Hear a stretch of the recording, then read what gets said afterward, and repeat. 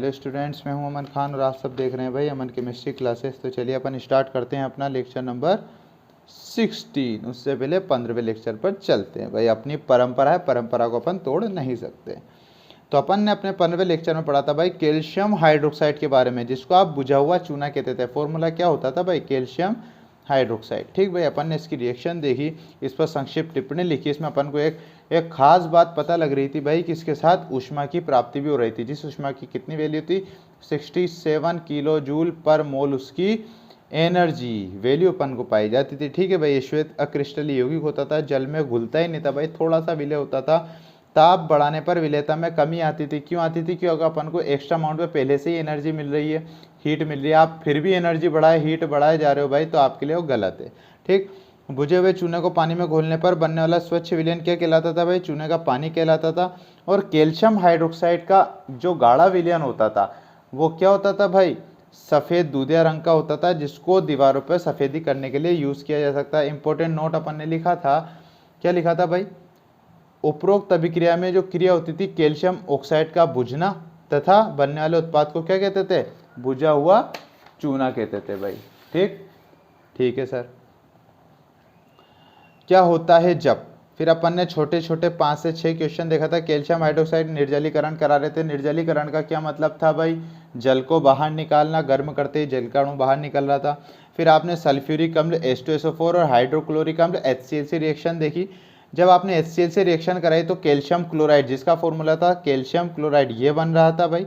ठीक है, जब आपने H2SO4 से क्रिया कराई तो आपके पास कैल्शियम सल्फेट बन रहा था भाई। ठीक है, 2 कंपाउंड अपन ने पढ़े थे। और CO2 गैस में आप वो कैल्शियम हाइड्रोक्साइड के यौगिक में आप क्या कर रहे थे भाई? कार्बन डाइऑक्साइड गैस प्रवाहित कर रहे थे। तो आपको क्या भाई? कार्बोनेट की प्राप्ति हो रही थी। क्या कार्बोनेट? किसका? कैल्शियम का कार्बोनेट की प्राप्ति हो रही थी। ठीक, और आप चूने के और ये जो कैल्शियम कार्बोनेट होता है ना भाई, ये दूधिया रंग का होता है, व्हाइट कलर का होता है भाई, और ये जल में अविलय होता है। अविलय होता है, जिससे विलयन का रंग कैसा हो जाता था भाई? सफ़ेदी बना रहता था। और फिर आपने नेक्स्ट क्वेश्चन पढ़ा था CO2 गैस को आपने लंबे समय तक के लिए प्रवाहित करा दिया तो क्या बनता था भाई? बताइए भाई। अधिक समय तक करा रहे थे आप तो कैल्शियम बाई कार्बोनेट का होल ट्वाइस आपके पास प्राप्ति हो रही थी। लंबे समय तक प्रवाहित करा रहे थे क्योंकि ये विलय होता था, जिससे वो दूधिया रंग जो बना था कार्बोनेट के कारण वो समाप्त हो गया। अविलय था इसलिए दूधिया रंग बना रहा, लेकिन ये विलय बना। ये कंपाउंड कैसा होता था? कैल्शियम बाई कार्बोनेट, ये विलय होता था तो ये दूधिया रंग को समाप्त कर देता था भाई। फिर आपने बुझे हुए चूने पर Cl2 गैस की प्राप्ति कराई शुष्क पर, तो आपको क्या मिला था भाई? कैल्शियम ऑक्सी क्लोराइड मिले थे। ठीक है, और जल के अणु मिले थे भाई साफ। ठीक, फिर आपने एक क्वेश्चन और देखा लास्ट जो अपन पढ़ के आए थे भाई, आपने ठंडा चूने का पानी लिया तो उसमें आपको क्या मिला था? कैल्शियम ऑक्सी क्लोराइड का होल ट्वाइस मिला, और आपको कैल्शियम क्लोराइड भी मिली, और आपको जल के 2 अणु भी मिले। ये आपको कब मिला था तीनों कंपाउंड? जब आपने ठंडे चूने के पानी में Cl2 गैस प्रवाहित की थी भाई। ठीक, तो ये अपना लेक्चर होता है। कौन सा लेक्चर होता है सर? अपने 15वें लेक्चर अपन ने कर लिया था भाई। ठीक, अब अपन देखेंगे अपना लेक्चर नंबर 16। लेक्चर नंबर 16 पे चलते हैं भाई। हेडिंग डालिए, प्लास्टर ऑफ पेरिस,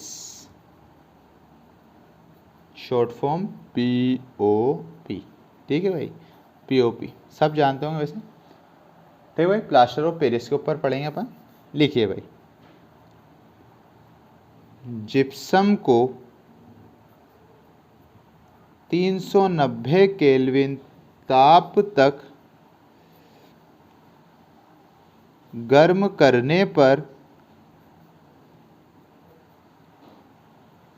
POP बनता है।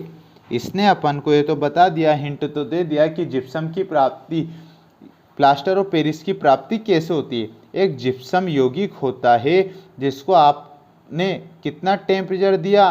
319 केल्विन टेम्परेचर दिया भाई। 390 केल्विन ताप तक आपने जिप्सम को गर्म किया तो आपके पास किसकी प्राप्ति हो गई भाई?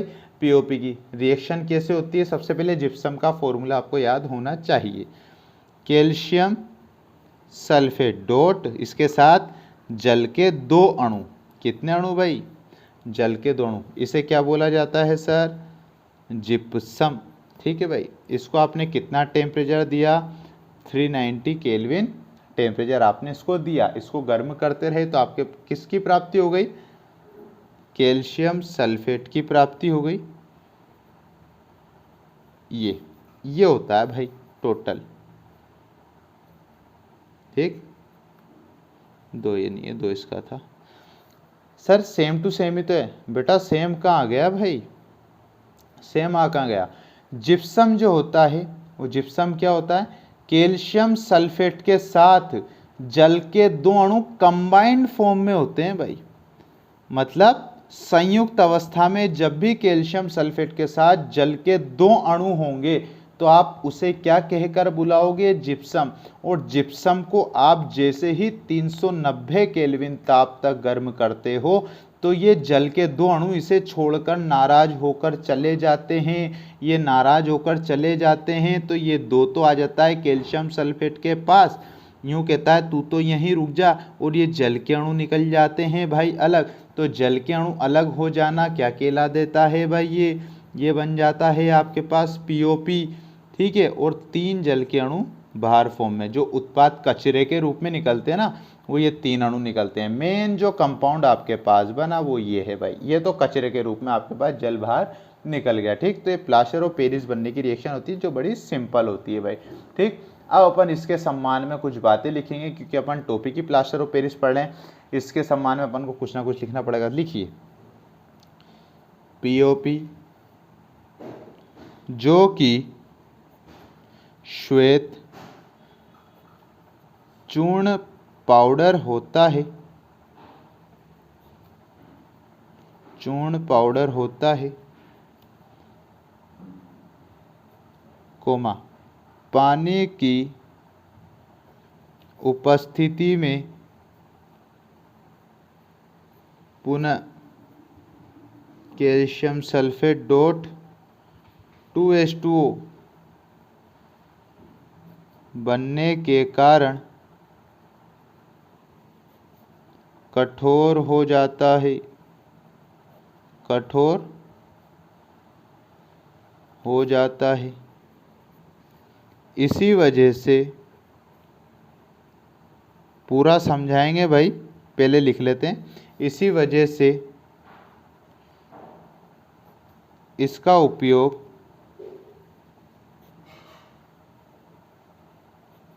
टूटी हुई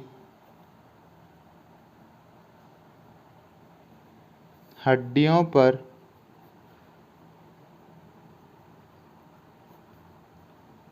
प्लास्टर चढ़ाने, कोमा भवन निर्माण में, कोमा सौंदर्यीकरण में एवं मूर्तियाँ और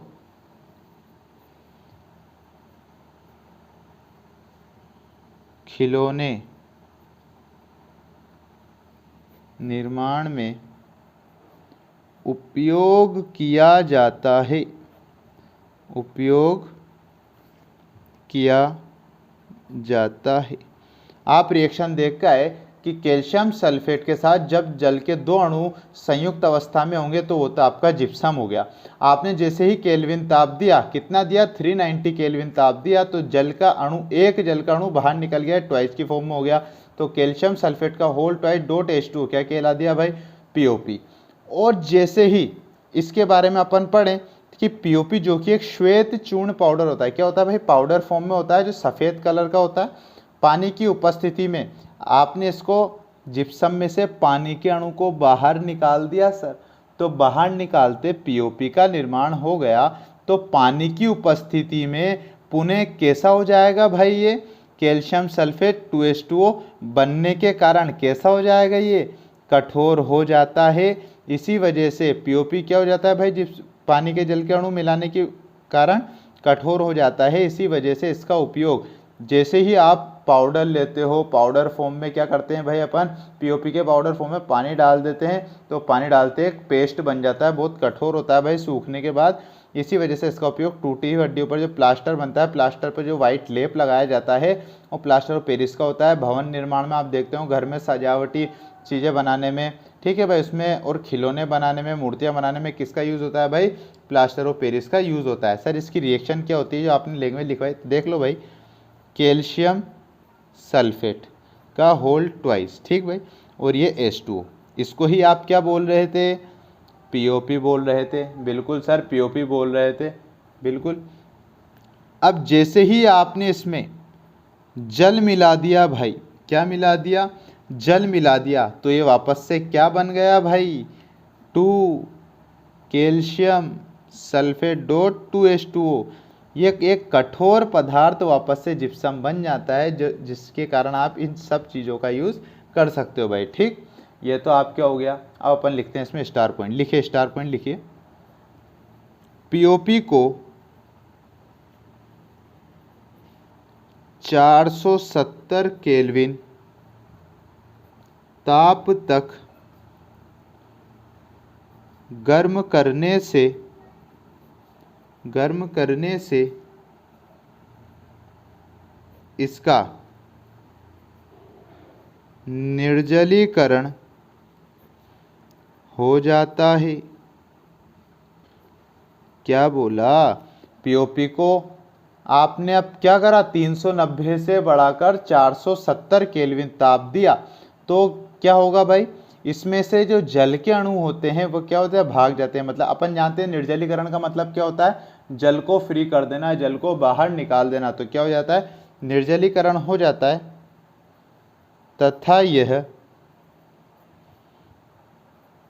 कैल्शियम सल्फेट में बदल जाता है, तथा ये कैल्शियम सल्फेट में बदल जाता है, जिसे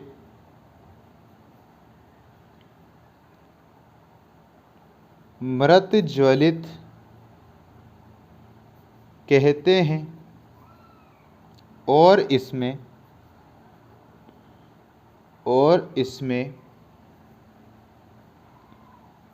पानी मिलाने पर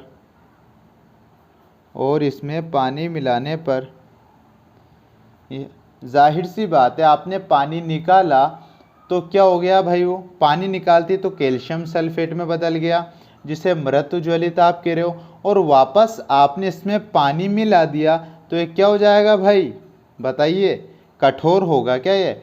90% बच्चा सोचता है सर जल निकाल दिया, मृत ज्वलित हो गया, जल मिला दोगे तो वापस से वो तो पीओपी बन जाएगा, वापस से वो कठोर हो जाएगा। लेकिन बेटा जी ऐसी बात नहीं है, ऐसी बात बिल्कुल ही नहीं है। अगर आप इसमें दोबारा से पानी मिला दोगे तो यह पुनः कठोर हो जाता है क्या, नहीं होता है, जादू हो गया भैया।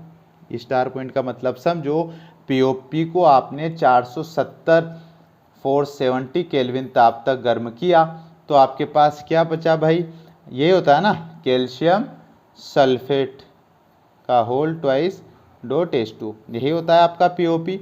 आपने गर्म किया, जल को यहाँ से फ्री कर दिया भाई, जैसे ही आपने 470 केल्विन ताप दिया वैसे ही जल अणु बाहर निकल गया।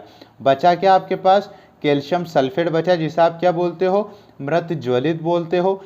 लेकिन अगर आपने इसके तत्पश्चात ये जल को दोबारा इसमें एड ऑन कर दिया, इसमें मिला दिया, इसमें योग करा दिया, तो क्या वापस से कठोर होगा क्या, ये मृत ज्वलित होता है, मतलब पूरी तरीके से मर जाती है, इसकी पावर मर जाती है भाई।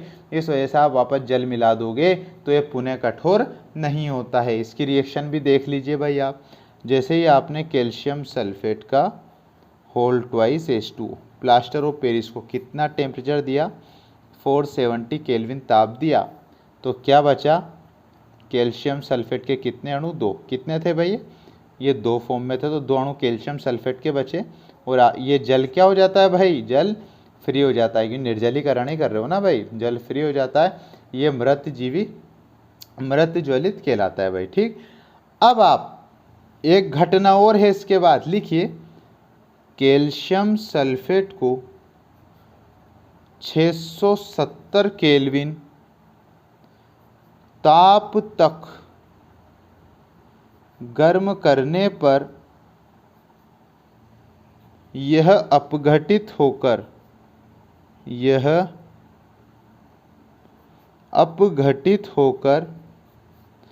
कैल्शियम ऑक्साइड व SO3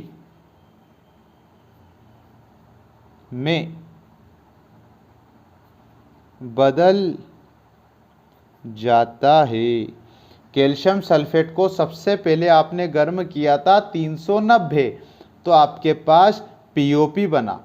सबसे पहले आपने जिप्सम को 390 तक गर्म किया तो आपके पास POP बना। फिर POP को आपने कितना करा भाई, बताइए ना, 470 करा। 470 करते ही आपके पास बना कैल्शियम सल्फेट।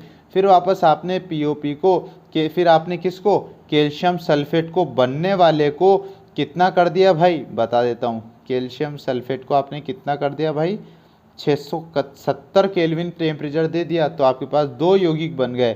कैल्शियम ऑक्साइड बाहर निकाल दिया, बचा क्या, एक सल्फर बचा, एक ऑक्सीजन निकल गई, तो कितनी ऑक्सीजन, सल्फर ट्राइऑक्साइड। ठीक भाई, SO3 बच जाता है भाई, और सल्फोनिक भी बोला जाता है, सल्फोनिक अम्ल बोला जाता है ऐसे, और ये कैल्शियम ऑक्साइड आपका हो जाता है भाई। ठीक, ये आपका होता है पूरा प्लास्टर ऑफ पेरिस के ऊपर।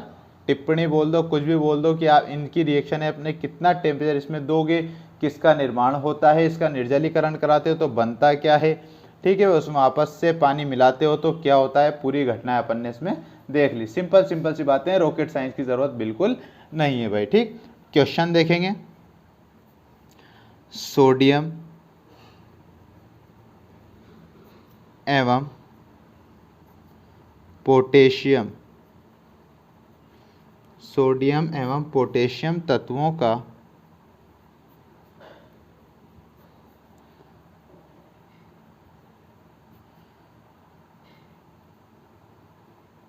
जैविक क्रियाओं में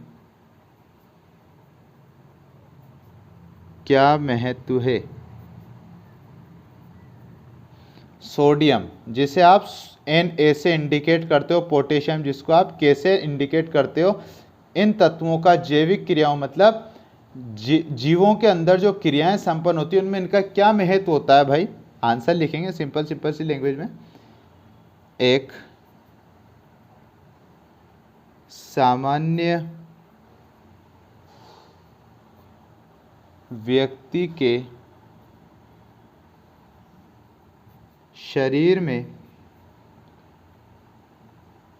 लगभग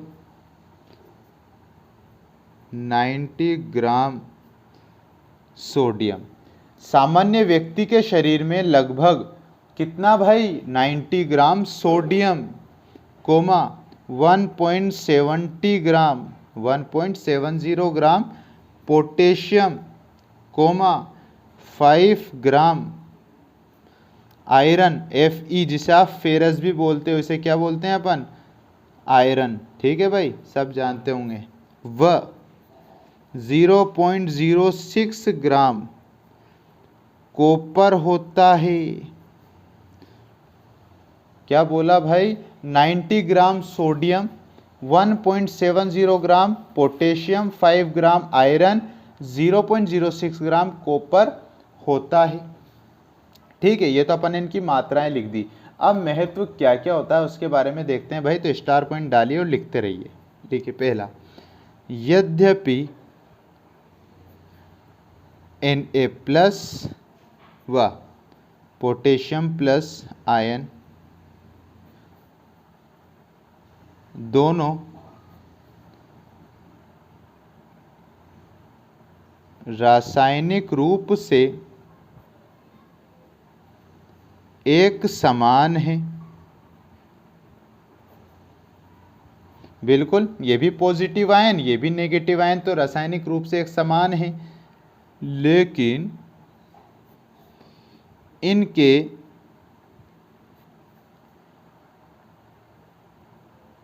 जैविक कार्य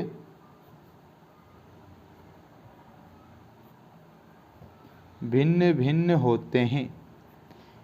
इनके जो कार्य होते हैं ना बॉडी के अंदर वो भिन्न भिन्न होते हैं। ठीक भाई। नेक्स्ट स्टार पॉइंट,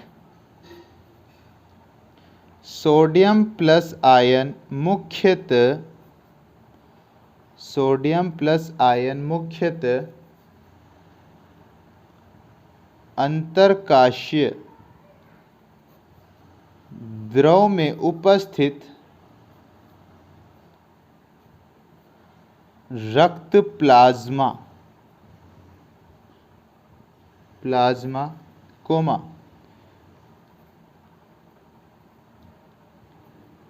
जो कोशिकाओं को घेरा रहता है में पाया जाता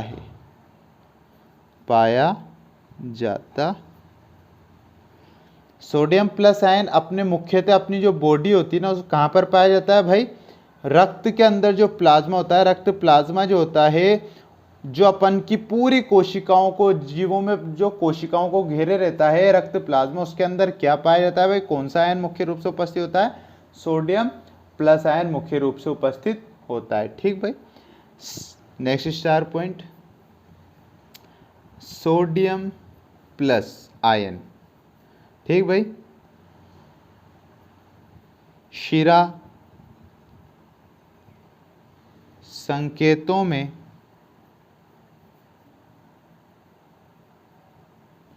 संचरण में भाग लेते हैं जो कोशिका झिल्ली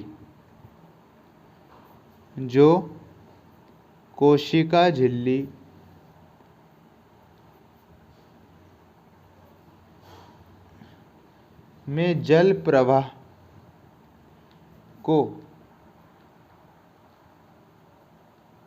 नियंत्रित करता है। सोडियम आयन क्या होते हैं भाई? शिरा संकेतों के संचरण में भी भाग लेते हैं। जो शिराओं के द्वारा संचरण भेजे जाते हैं शरीर के विभिन्न पार्ट्स के अंदर, उसमें भाग लेते हैं। जो कोशिका झिल्ली में जल प्रवाह होता है उसको नियंत्रित करने का कार्य करता है भाई। ठीक है सर। नेक्स्ट स्टार पॉइंट लिखिए, सोडियम व पोटेशियम आयन कोशिका झिल्ली को पार करने की क्षमता एवं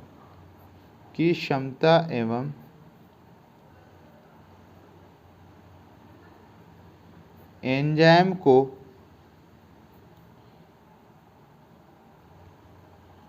सक्रिय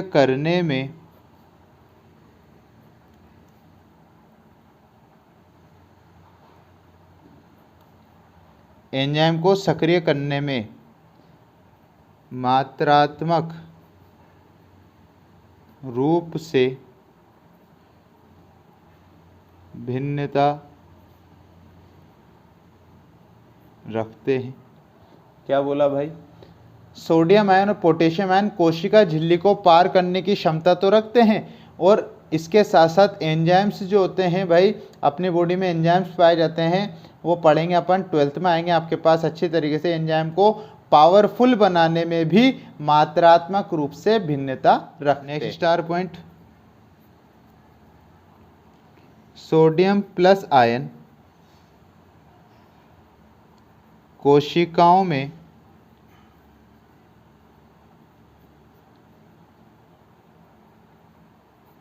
शर्करा और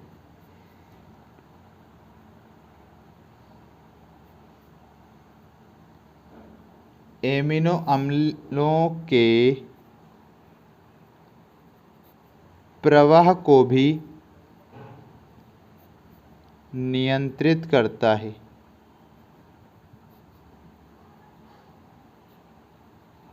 जितने भी शर्करा और एमिनो अम्ल आपकी बॉडी में उपस्थित हैं, जीवों की बॉडी में उपस्थित हैं, उनके प्रवाह को, उनकी स्पीड को नियंत्रित करता है।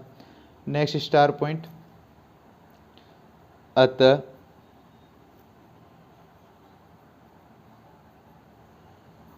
कोशिका द्रव्य में पोटेशियम प्लस आयन बहुतायत होता है, अधिक मात्रा में होता है, जहाँ यह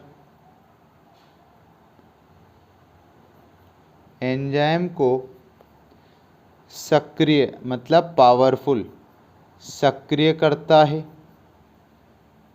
तथा ग्लूकोज के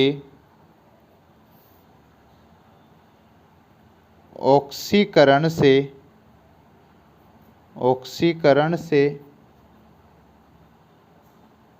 एटीपी बनने में मदद करता है। जो पोटेशियम आयन होता है वो कोशिका द्रव्य में अधिक मात्रा में होता है, जो एंजाइम को सक्रिय करता है, जिससे क्या होता है भाई, ग्लूकोज से अपन को जो एटीपी बनता है। एटीपी क्या है? एटीपी को आप सिंपल लैंग्वेज में भी एनर्जी, भाई आप जानते हो खाना अपना क्या होता है भाई, टूटता है, खाने से अपन को ग्लूकोज मिलता है, ग्लूकोज से अपन को एनर्जी प्रदान होती है, तो वही आपकी एटीपी होती है। एनर्जी बनने में भी क्या करता है भाई, सहायक होता है पोटेशियम प्लस आयन। ठीक भाई, ठीक है sir. Next star point, sodium plus ion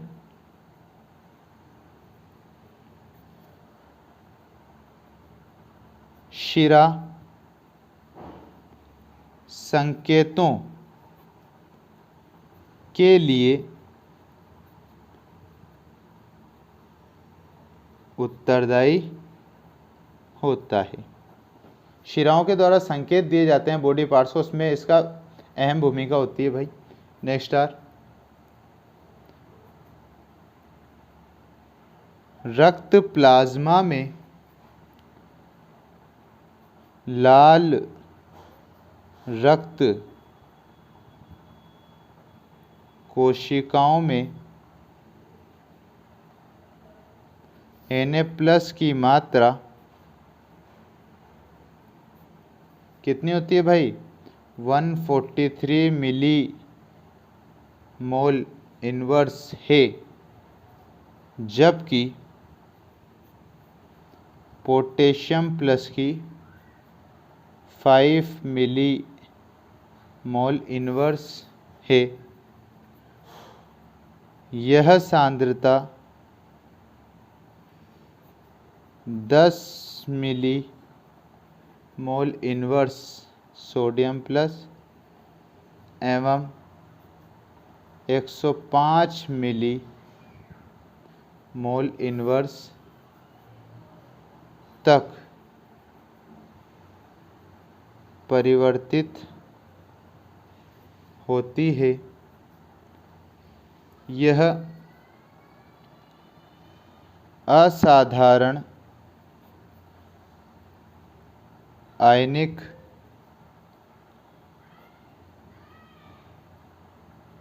उतार चढ़ाव जिसे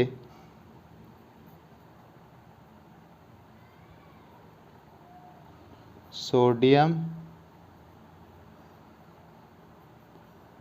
पोटेशियम पंप कहते हैं, अंडरलाइन सोडियम पोटेशियम पंप कहते हैं, आराम कर रहे जीवों द्वारा प्रयुक्त एटीपी के लगभग 1/3 भाग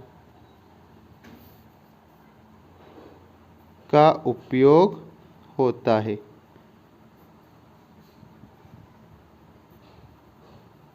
ठीक है भाई, देखो क्या देखा अपन ने, सोडियम प्लस कोशिकाओं में शर्करा और एमिनो अम्लों का प्रभाव करता है। यहाँ तक हो गया था आपका। एनर्जी बताई दी थी अपन ने। पोटेशियम बहुतायत रूप में होता है, एंजाइम को सक्रिय करता है जिससे ग्लूकोज का विखंडन होता है, ऑक्सीकरण से एटीपी एनर्जी बनने में मदद करता है। ठीक है, नेक्स्ट स्टार पॉइंट देखा, सोडियम आयन शिरा संकेतों के लिए उत्तरदायी होता है। उसके बाद ये स्टार पॉइंट को देखना, रक्त प्लाज्मा में कौन सा भाई, रक्त प्लाज्मा जो अपने जीवों के अंदर होती है, रक्त प्लाज्मा में लाल कौन सी भाई, लाल रक्त कणिकाएं। ठीक है भाई, रेड ब्लड सेल जिसे बोला जाता है। लाल रक्त कोशिकाओं में सोडियम प्लस आयन की मात्रा 143 मिलीमोल इनवर्स है, जबकि पोटेशियम की मात्रा 5 मिलीमोल इनवर्स है। यह सांद्रता 10 मिलीमोल इनवर्स सोडियम प्लस एवं 105 मिलीमोल इनवर्स ये पोटेशियम का होता है। ठीक, दोनों की मात्रा कितनी थी, सोडियम की तो 143 थी, पोटेशियम की 5 थी, लेकिन ऐसा देखा गया कि यह सांद्रता इनकी मात्राएं फिर सोडियम की 10 हो जाती है, पोटेशियम की 105 हो जाती है, तक परिवर्तित होती रहती है। यह असाधारण आयनिक उतार चढ़ाव, क्या भाई, किसी का कम मान किसी का ज़्यादा मान, तो क्या बोला, यह असाधारण आयनिक उतार चढ़ाव जिसे सोडियम पोटेशियम पंप कहते हैं भाई। ठीक है, कभी सोडियम की मात्रा ज़्यादा, कभी पोटेशियम की मात्रा ज़्यादा, तो ये आयनिक उतार चढ़ाव असाधारण रूप से होता रहता है जिसे सोडियम पोटेशियम पंप कहते हैं।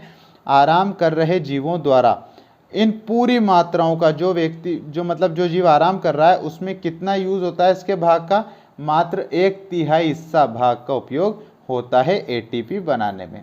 ठीक है भाई, तो ये अपना आज का लेक्चर रहा। ठीक भाई, अच्छी तरह रिवीजन करना भाई, घर पे होमवर्क करते रहो, कोई दिक्कत नहीं है। 1 या 2 लेक्चर, मात्र 1 या 2 लेक्चर के अंदर अपन अपना लेक्चर नंबर 3 जिसका नाम है एस खंड के तत्व खत्म पूरी तरीके से कर देंगे भाई। तो मिलते हैं अपन अपने नेक्स्ट लेक्चर में। अगर आपको वीडियो पसंद आई हो तो लाइक करें, शेयर करें भाई, और कुछ प्रॉब्लम हो तो कमेंट ज़रूर करें। और सबसे अहम बात भाई, बड़ी प्यार वाली बात भाई, ठीक है, किसी से कहना मत, मैं केवल आपसे कह रहा हूँ। ठीक है, नहीं ये बात तो आप सबसे कह सकते हो, चलो सबसे कह देना भाई। ठीक है, तो बात सुनना बड़ी इंपॉर्टेंट है, चैनल को सब्सक्राइब करना मत भूलना और बेल आइकन को प्रेस करना भी मत भूलना। ठीक है भाई, ठीक, तो मिलते हैं अपन अपने नेक्स्ट लेक्चर में।